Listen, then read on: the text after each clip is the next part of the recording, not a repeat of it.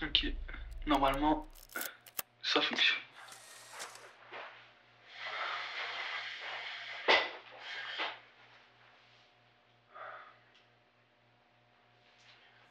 J'étais persuadé qu'on allait venir me sauver. La police, les pompiers. J'étais même sûr qu'il n'y avait pas que moi, qu'il y avait d'autres personnes prises au piège, que c'était juste l'école qui était attaquée. Mais au fil des jours, je me suis rendu compte que c'était tout le monde.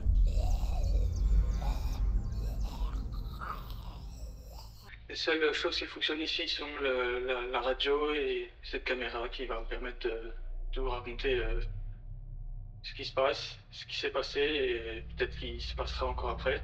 Au début, on en parlait comme une simple grippe. À la télé, à la radio, ils disaient que c'était une sorte de maladie qui n'était pas nocif. Très vite, il y a eu des cas extrêmement violents dans plusieurs pays. Et puis, dans certaines villes, ça a commencé à dégénérer, il y a eu des émeutes, jusqu'au jour où ça est arrivé en plein dans mon école. Il y avait un gars que je connaissais pas, et je sais qu'il était pas bien depuis des semaines, les gens même se moquaient de lui, et puis il s'en est pris un autre, et c'est là que tout le monde a paniqué. Et, moi j'étais dans mon option, et ma classe a dû être évacuée.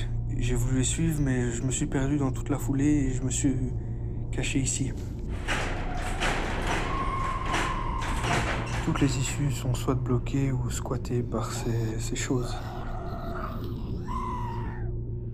J'ai dû apprendre à m'adapter, la nourriture, la bouteille. Tout le pays devait être touché par ça. Mais au début, je m'en rendais pas compte. J'étais tétanisé par la peur. Je n'osais même quasiment pas sortir. Pourtant, il l'a bien fallu. Il fallait que je trouve à manger, à boire, certaines choses qui me seraient utiles pour survivre.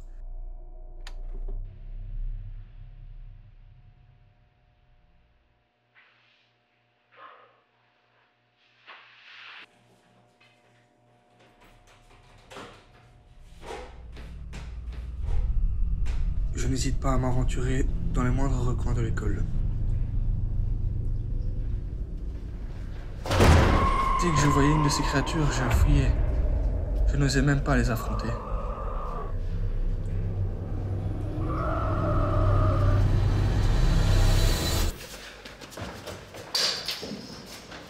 Mais cela a changé.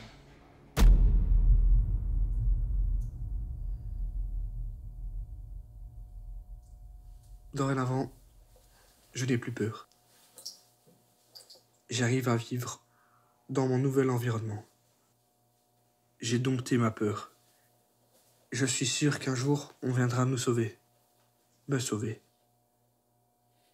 Et que je ne serai plus obligé de vivre dans cet endroit pourri.